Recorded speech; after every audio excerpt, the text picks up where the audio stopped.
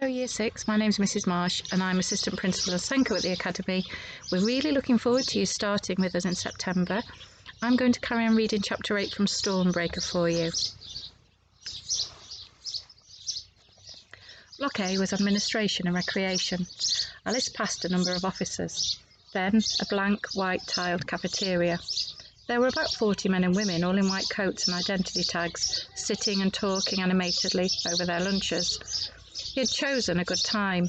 Nobody passed him as he continued through a plexiglass walkway into Block B.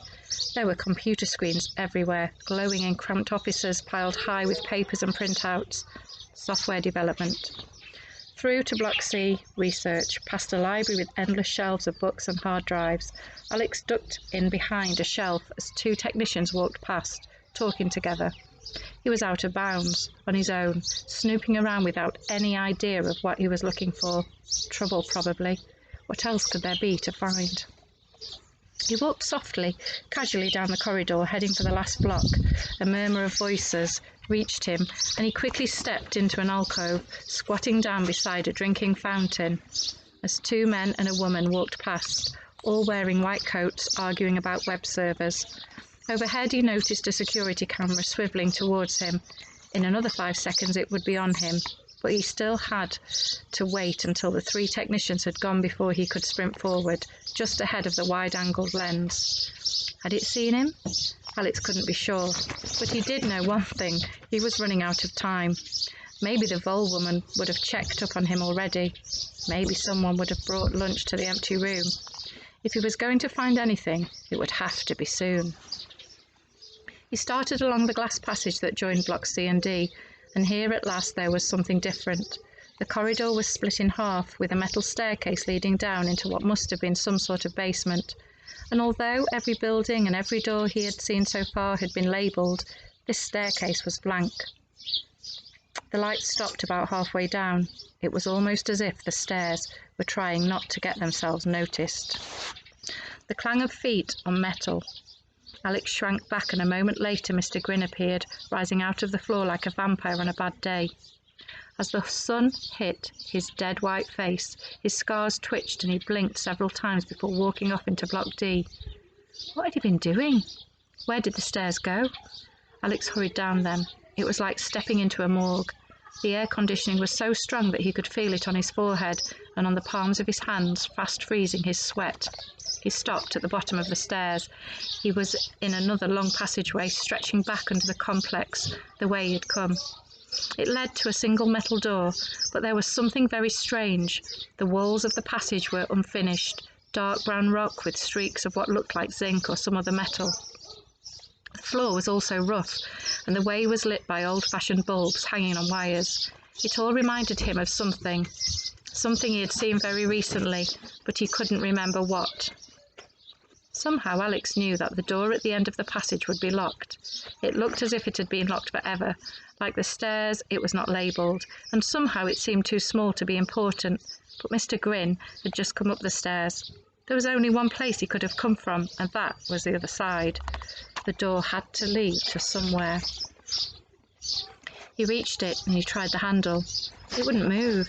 He pressed his ear against the metal and listened. Nothing. Unless... Was he imagining it? A sort of throbbing? A pump or something like it? Alex would have given anything to see through the metal, and suddenly he realised that he could.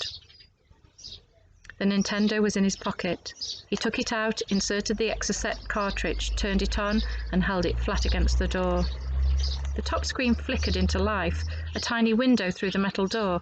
Alex was looking into a large room.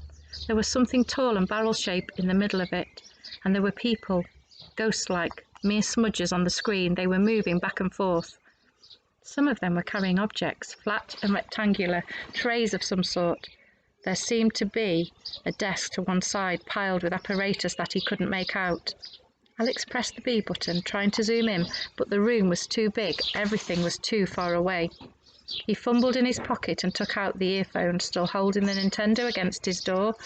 He pressed the wire into the socket and slipped the earphones over his head.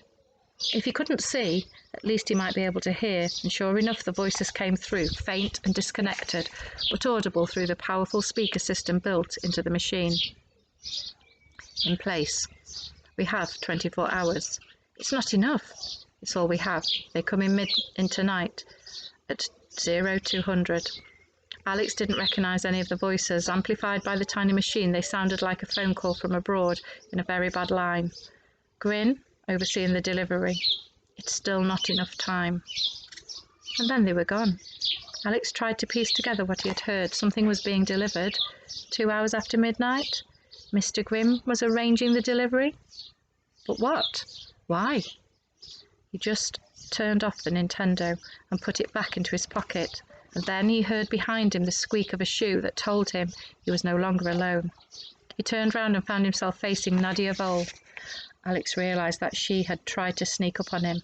She had known he was down here. "What are you doing here, Alex?" she asked. Her voice was poisoned honey.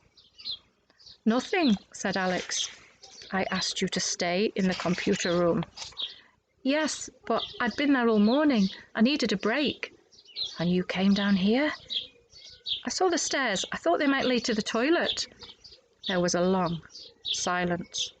Behind him, Alex could still hear or feel the throbbing from the secret room. Then the woman nodded as if she had decided to accept his story. "There is nothing down here," she said. "This door leads only to the generator room. Please," she gestured. "I will take you back to the main house, yes? And later you must prepare for the dinner with Herr Sale. He wishes to know your first impressions of the Stormbreaker." Alex walked past her and back towards the stairs. He was certain of two things. The first was that Nadia Vole was lying. This was no generator room. She was hiding something, and she hadn't believed him either. One of the cameras must have spotted him, and she had been sent to find him, so she knew that he was lying to her. Not a good start. Alex reached the staircase and climbed up into the light, feeling the woman's eyes like daggers stabbing into his back.